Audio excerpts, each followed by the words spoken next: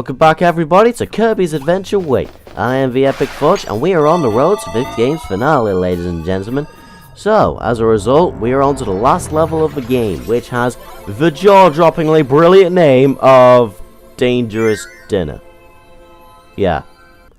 A place on another planet that has multiple active volcanoes going off has the name Dangerous Dinner. That's probably one of the most childish names ever. But anyway, ridiculous names aside, this is my second favourite level in the game. 1, it's a really good challenge. 2, I've always loved the token fire level gimmick in any kind of platformer. And 3, look at that. Just look at that volcano right there. That's probably one of the coolest looking volcanoes I've ever seen in a video game.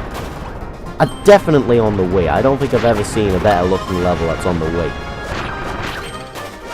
This level, while the rest of the game looks pretty basic, this level and Nutty New really went all out with the graphical capabilities of the Wii in terms of how everything looks.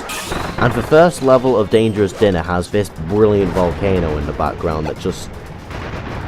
you actually feel...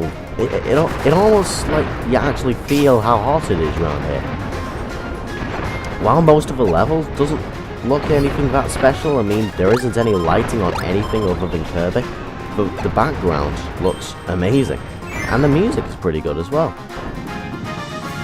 But anyway, enough about me gushing over the background of this place. Let's actually go on the actual level.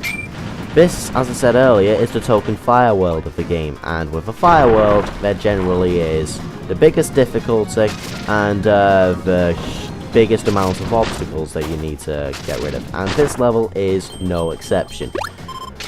You've got like all these big massive rocks that are falling out of absolutely nowhere. You can't use the needle to go through those rocks because that's just stupid. You've got like all these big massive volcano things that are just spurting out lava, getting in your way and all that stuff, and there's massive pits of lava that will hurt you if you go anywhere near it. It doesn't insta-kill you, like you'd expect, you know, seeing as it's like, well, molten lava. But, Either way, Fire World. You get the fire ability. Big shot.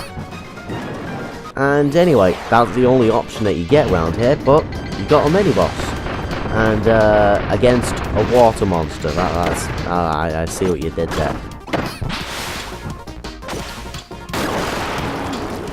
Anyway, nothing much to talk about, but this boss is made relatively difficult by that cannon right up there, because that can really annoy you when you're trying to do anything. Anyway, you're going to want to get the water ability right here, because the water ability has one of the most useful things ever. You can surf across lava.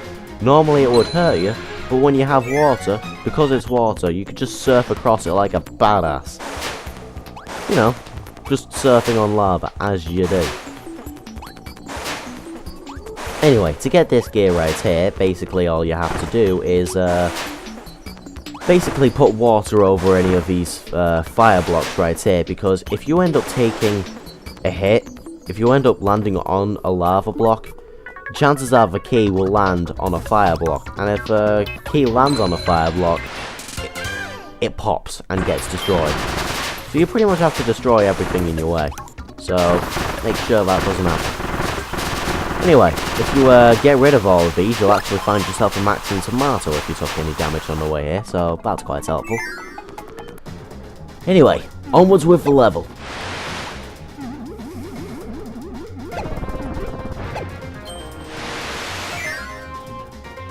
Anyway, this level also generally has pretty aggressive enemies. I mean, it brings across these fire eel things that will try to eat you from out of nowhere.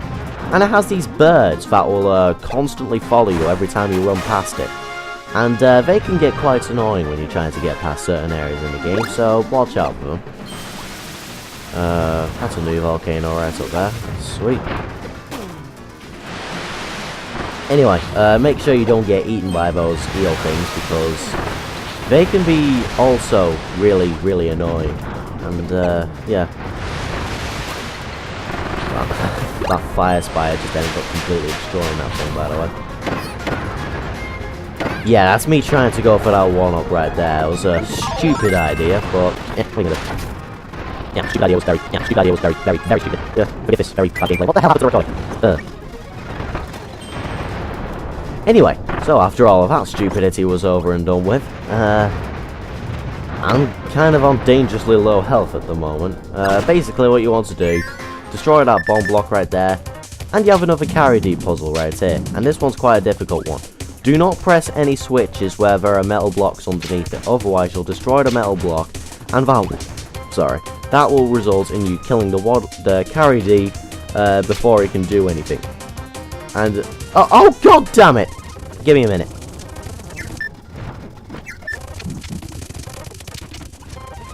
Let's try that again. And, for Christ's sake. The timing on that little thing right there is really, really weird. You have to watch yourself on this one.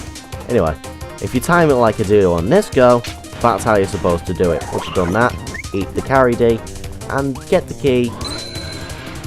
Get the gate. And a 1-up as well. And you got a convenient little cannon that'll send you right back to the beginning if you can't really be bothered trekking back by yourself.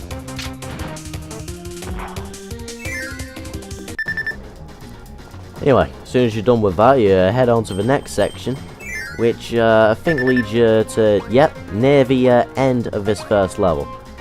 Sadly, this is the only level in Dangerous Dinner that has this brilliant backdrop, but it ends with style with my favourite of the super abilities, the Snowball.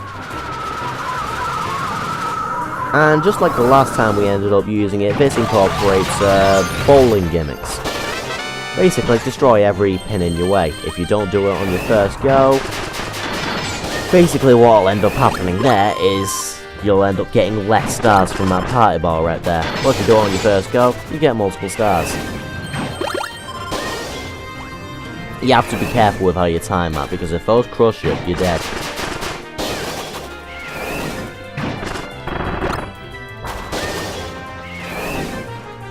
These things can also crush you if you time it wrong as well, so again, this is actually quite a difficult level with the snowball, but, well, dangerous anyway. But yeah, just make sure you watch where you're going. You can move normally with the snowball if you happen to miss anything minor, but who wants to do that when you can turn yourself into a bowling ball of death? Anyway, once you're finished with that, get yourself to the top of this little volcano right here. Plug the volcano up, completely freeze it, and somehow blow it up. Like so. Once you're done with that, that's pretty much the end of the first level of Dangerous Dinner. So, let's go into the black space level. Now, one of the things that I like about Dangerous Dinner that makes it my second favourite level in this game, the reasons why it's not the first one is because there are really annoying puzzles in this level. But I like this level in particular because every single stage within Dangerous Dinner contains a black space level. Every single one. There's only 3 levels in it, so it's a relatively short world, but every level is a challenging stage, and all of them contain super ability moments and these black space levels. So, I don't have much of a problem with that, clearly. It might end up hurting the commentary a little bit though, because I never usually have anything interesting to say about these levels, but it's fun to play through at the very least. You just have to make sure that you don't end up getting crushed by these little cannon things, because that will, yeah. Make sure you don't get crushed by that, because that's generally a bad thing.